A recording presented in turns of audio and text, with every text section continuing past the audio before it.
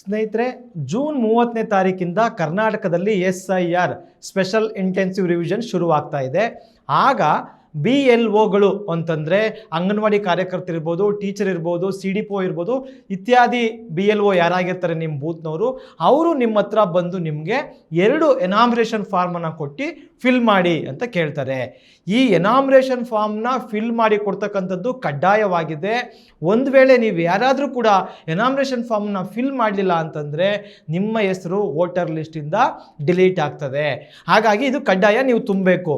ಇವು ತುಂಬೋಣ ಅಂತ ಎನಾಮಿನೇಷನ್ ಫಾರ್ಮ್ನ ತಗೊಂಡ್ರೆ ಅದರಲ್ಲಿ ಮುಖ್ಯವಾಗಿ 2002ರ ಕೊನೆಯ ಇಂಟೆನ್ಸಿವ್ ರಿವಿಷನ್ ನಡೆದ್ರಲ್ಲ, ಅಲ್ಲಿಯ ಮಾಹಿತಿಗಳೆಲ್ಲೂ ಬೇಕಾಗ್ತವೆ. ನಿಮ್ಮ ವಿಧಾನಸಭಾ ಕ್ಷೇತ್ರ ಯಾವುದಿತ್ತು, ನಿಮ್ಮ ಬೂತ್ ನಂಬರ್ ಯಾವುದಿತ್ತು ಮತ್ತು ನಿಮ್ಮ ಕ್ರಮ ಸಂಖ್ಯೆ ಯಾವುದಿತ್ತು ಅಂತಕ್ಕಂಥದ್ದನ್ನ ಕಡ್ಡಾಯವಾಗಿ ನೀವು ತಿಳ್ಕೊಳ್ಬೇಕಿದೆ.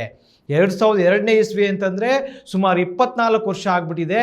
ಅದರಲ್ಲೂ ಕೂಡ 2008ರ ಏನು ಕ್ಷೇತ್ರಗಳ ಮರುವಿಂಗಡಣೆ ಆದ ಕಾರಣಕ್ಕೋಸ್ಕರ ನಿಮ್ಮ ವಿಧಾನಸಭಾ ಕ್ಷೇತ್ರ ಬದಲಾಗಿರ್ಬೋದು, ನಿಮ್ಮ ಬೂತ್ ಬದಲಾಗಿರ್ಬೋದು, ಈ ರೀತಿ ಭಾಳಷ್ಟು ಬದಲಾಗಿರ್ತವೆ. ಹಾಗಾಗಿ ಮೊದಲನೇದಾಗಿ ನಾವು 2002ರ ನಿಮ್ಮ ಬೂತ್ ನಂಬರ್ ಹುಡುಕುವುದು ಹೇಗೆ ಎಂಬುದನ್ನು ಸರಳವಾಗಿ ತಿಳ್ಕೊಳ್ಳೋಣ. ನಿಮ್ಮ ಮೊಬೈಲ್ ಅಥವಾ ಲ್ಯಾಪ್ಟಾಪ್ನಲ್ಲಿ ಗೂಗಲ್ ಓಪನ್ ಮಾಡಿ ECI ನೆಟ್ ಅಂತ ನೀವು ಸರ್ಚ್ ಮಾಡಿ. ಆಗ ಚುನಾವಣಾ ಆಯೋಗದ ವೆಬ್ಸೈಟ್ ಕಾಣ್ಕೊಳ್ತದೆ. ಮೊದಲನೇದಾಗಿ ಅದರ ಮೇಲೆ ಕ್ಲಿಕ್ ಮಾಡಿದ್ರೆ ನಿಮಗೆ ವೋಟರ್ ಸರ್ವಿಸ್ ಅಂತಕ್ಕಂಥದ್ದು ಕಾಣ್ತದೆ. ಅದರಲ್ಲಿ search your name in voter list ಅಂತಕ್ಕಂಥ ಒಂದು ಆಯ್ಕೆಯನ್ನು ಸೆಲೆಕ್ಟ್ ಮಾಡಿ. ಅದರಲ್ಲಿ search your name in SIR ಮೇಲೆ ಕ್ಲಿಕ್ ಮಾಡಿದ್ರೆ ಹಲವಾರು ಕಾಲಮ್ಗಳು ಕಾಣ್ತವೆ. ಅದರ ಮೊದಲ ಕಾಲಮ್ನಲ್ಲಿ ರಾಜ್ಯವನ್ನು ಆಯ್ಕೆ ಮಾಡಿ, 2ನೇ ಕಾಲಮಲ್ಲಿ ಜಿಲ್ಲೆ ಆಯ್ಕೆ ಮಾಡಿ, 3ನೇದರಲ್ಲಿ ಅಸೆಂಬ್ಲಿ ಕಾನ್ಸ್ಟಿಟ್ಯೂನ್ಸಿನ ಆಯ್ಕೆ ಮಾಡಬೇಕು. ಇದರಲ್ಲಿ ಇಂಪಾರ್ಟೆಂಟ್ ತಿಳ್ಕೊಳ್ಳಿ, 2002ನೇ ಇಸ್ವಿನಲ್ಲಿ ನಿಮ್ಮ ವಿಧಾನಸಭಾ ಕ್ಷೇತ್ರ ಯಾವುದಿತ್ತು ಅಂತಕ್ಕಂಥದ್ದನ್ನ ನಿಮ್ಮ ಮನೆಯ ಹಿರಿಯರನ್ನು ಕೇಳಿ. ಕೆಲವ್ರದ್ದು ಈಗ ಬದಲಾಗಿರ್ತದೆ, ಕೆಲವ್ರದ್ದು ಅದೇ ಕ್ಷೇತ್ರ ಇರ್ತದೆ. ಬದಲಾಗಿರೋರು ಏನಪ್ಪ ಅಂತಂದರೆ 1999ರಲ್ಲಿ SM ಕೃಷ್ಣ ಆಗಿದ್ದಾಗ ನೀವು ಯಾವ MLA ಓಟ್ ಹಾಕಿದ್ರಿ, ಅಥವಾ 2004ರಲ್ಲಿ ಧರ್ಮ್ ಸಿಂಗ್ ಅವರು ಮುಖ್ಯಮಂತ್ರಿ ಆಗಿದ್ದಾಗ ನೀವು ಯಾವ MLAಗೆ ಓಟ್ ಹಾಕಿದ್ರಿ ಅಂತಕ್ಕಂಥ ಆಧಾರದಲ್ಲಿ ನೀವು ಗೂಗಲಲ್ಲಿ ಹುಡುಕಿದ್ರೆ ಆ ಕ್ಷೇತ್ರ ಯಾವುದು ಅಂತಕ್ಕಂಥದ್ದು ಗೊತ್ತಾಗ್ತದೆ. ಉದಾಹರಣೆಗೆ 2002ರಲ್ಲಿ ನಮ್ಮ ಮಾದೇಗೌಡನ ಕೊಪ್ಪಲು ಬೂತು ಕೆರಗೋಡು ವಿಧಾನಸಭಾ ಕ್ಷೇತ್ರ ಆಗಿತ್ತು. ಹಾಗಾಗಿ ನಾನು ಅಸೆಂಬ್ಲಿ ಕಾನ್ಸ್ಟಿಟ್ಯೂನ್ಸಿನಲ್ಲಿ ಕೆರಗೋಡುವನ್ನು ಆಯ್ಕೆ ಮಾಡಿದ್ದೀನಿ. ನಂತರ polling station number and name ಅಂತಕ್ಕಂಥದ್ದು ಇರ್ತದೆ. ಇಲ್ಲಿ ನೀವು ಸಿಂಪಲ್ಲಾಗಿ ಏನು ಮಾಡಬೇಕು ಅಂತಂದರೆ ನಿಮ್ಮ ಊರಿನ ಹೆಸರನ್ನು ಇಂಗ್ಲೀಷ್ನಲ್ಲಿ ಟೈಪ್ ಮಾಡಲಿಕ್ಕೆ ಟ್ರೈ ಮಾಡಬೇಕು. ಈಗ ನಮ್ಮ ಊರಿನ ಹೆಸರು ಮಾದೇಗೌಡನ ಕೊಪ್ಪಲು, MADEG ಹೊಡೆದ ತಕ್ಷಣ ನೋಡಿ 137 ಮಾದೇಗೌಡನ ಕೊಪ್ಪಲು GHPS ಇದು ನಿಮ್ಮ ಬೂತು ಅಂತ ತೋರಿಸ್ತಾ ಇದೆ. ಆಗ ನಾನು 2002ರಲ್ಲಿ ನಮ್ಮೂರಿನ ಬೂತ್ ನಂಬರು 137 ಅಂತ ಒಂದು ಕಡೆಗೆ ಬರ್ಕಂಡೆ ಅಲ್ಲ.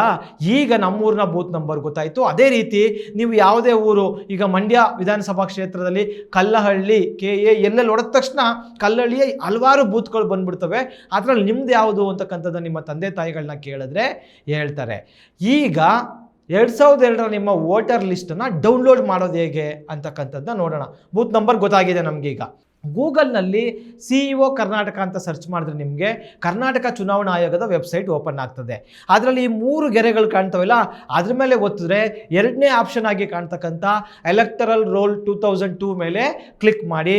ನಂತರ ವ್ಯೂ ಡೌನ್ಲೋಡ್ 2002 ಎಲೆಕ್ಟರಲ್ ರೋಲ್ ಮೇಲೆ ನೀವು ಕ್ಲಿಕ್ ಮಾಡಿ.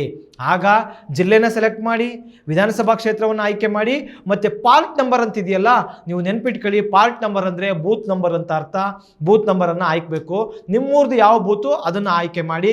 ಈಗ ನಂದು ಈಗಾಗಲೇ ತಿಳ್ಕೊಂಡಿದ್ದೀನಿ 137 ನಮ್ಮ ಬೂತ್ ನಂಬರು.